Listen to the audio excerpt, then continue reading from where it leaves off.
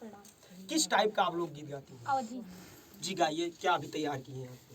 होली गीत है जो कि म्यूजिक पे भी मेरा ये गीत जाने वाला है। जी जी 1-2 दिन में अपलोड हो जाएगा। वही गीत हम लोग होली का तैयार किए हैं। जी जी। भोला मांगई गवनवा होली में, भोला मांगई गवनवा होली में, भोला मांगई गवनवा होली में, भोला मांगई गवनवा होली में। पहला संदेशा ब्रह्मा जी का आया, ब्रह्मा जी का आया, ब्रह्मा जी का आया। पहला संदेशा ब्रह्मा जी का आया, ब्रह्मा जी का आया, ब्रह्मा जी का आया। अरे हम ना बैठब डोली में, भोला मांगई गवनवा होली में। अरे हम ना बैठब डोली में, भोला मांगई गवनवा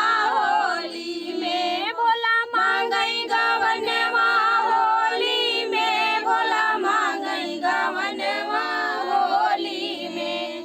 दूसरा संदेशा विष्णु जी का आया, दूसरा संदेशा विष्णु जी का आया, विष्णु जी का आया, चक्रधारी का आया, विष्णु जी का आया, चक्रधारी जी का आया। अरे हम ना बैठब डोली में, भोला मांगई गवनवा होली में, भोला मांगई गवनवा होली में, भोला मांगई गवनवा होली में। तीसरा संदेशा राम जी का आया, तीसरा संदेशा राम जी का आया, राम जी का आया, धनुषधारी का आया, राम जी का आया, धनुषधारी का आया। अरे हम ना बैठब डोली में, भोला मांगई गवनवा होली में, भोला मांगई गवनवा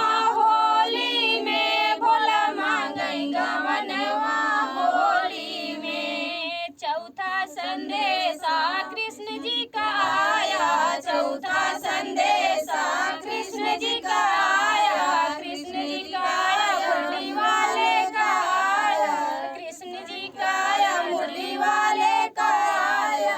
हम ना बैठब डोली में, भोला मांगई गवनवा होली में। अरे हम ना बैठब डोली में, भोला मांगई गवनवा होली में, भोला मांगई गवनवा होली में, भोला मांगई गवनवा होली में।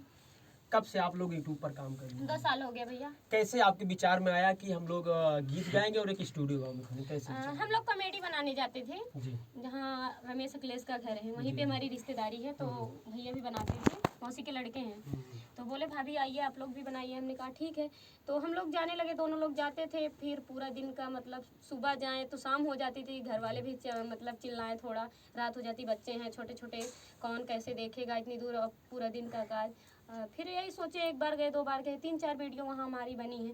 फिर आए घर पे तो इनसे कहने लगे कि जब हम वहाँ जाएंगे उतना दिन भर का काज भी होगा, इससे अच्छा चलो हम लोग चैनल बना लेते हैं, देखते हैं गाना ही मतलब गीत डालते हैं, जैसे वंदना दीदी डालती हैं, हम लोग उनका भी चैनल देखे थे, गाना सुनते थे। तो ये फिर हम दोनों लोग आए घर पे, चैनल बनाए, फिर दोनों लोग अपना एक गीत गाए, जैसे वैसे 19,000 चला गया। अच्छा। हाँ, तो फिर हम लोग अपना फिर स्टार्ट कर दिए गाना। तो अभी तक आप अपने स्टूडियो से करीब कितने गाने जो है गा चुकी हैं? अभी स्टूडियो से हमारा फर्स्ट गाना जो है रिकॉर्ड हुआ है। अभी ज़्यादा गाना नहीं मतलब गाए हैं, एक गाना रिकॉर्डिंग हुआ है। अच्छा, जो नई बहुरिया है या नई जो है लोग हैं गाना गाना चाहती हैं या चैनल बनाना चाहती हैं, उनके लिए क्या कहना चाहिए? यही कि बनाएं, वीडियो बनाएं, चैनल बनाएं, कोई दिक्कत नहीं। हमारी तरफ से जितना सपोर्ट हो सकेगा मैं करने के लिए तैयार हूँ। नहीं, कुछ लोग आसपास के होते हैं, कभी आप भी बनाए होंगे तो कुछ बातें करते हैं इधर उधर, ऐसा आपके बारे में कोई शिकायत तो गांव है, घर है, परिवार है, समाज है भैया।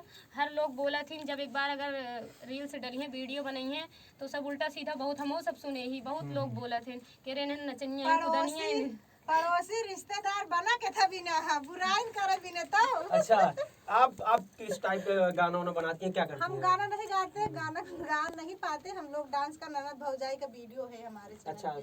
क्या चैनल, आपके चैनल का नाम है? कंचन रॉय यूपी 72। कब से आप काम कर रही हैं? 1 साल हो गया। 1 साल। हाँ। तो आपके बारे में क्या कहते हैं आसपास के लोग, या घर वालों का सपोर्ट कैसा रहता है? घर वाले का सपोर्ट बहुत ही अच्छा है, लेकिन आरी बगल वाले का सपोर्ट तो आप लोग जानते हैं यहाँ कैसे रहते हैं। हाँ, हाँ।